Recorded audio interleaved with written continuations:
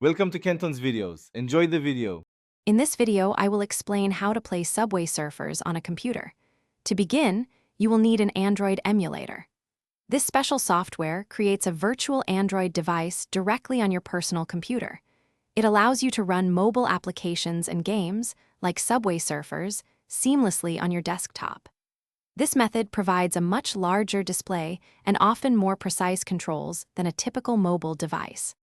Next, you will need to select an Android emulator. Some of the most popular and reliable options include BlueStacks, Nox Player, and LD Player. Each offers a slightly different user experience, but all achieve the same goal.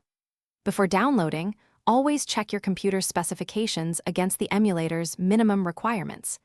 This ensures a smooth gaming experience, preventing lag or performance issues during gameplay. Once you have chosen an emulator, download its installer file from the official website. Run the installer and follow the straightforward on-screen prompts to complete the installation. After installation, launch the emulator.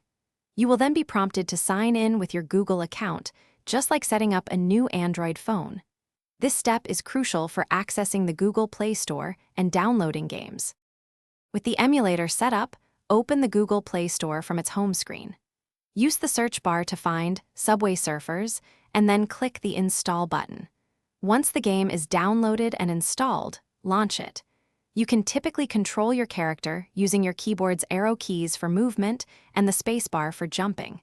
Enjoy endless running on your computer with improved visuals and control. Thanks for watching. Consider subscribing if we helped you.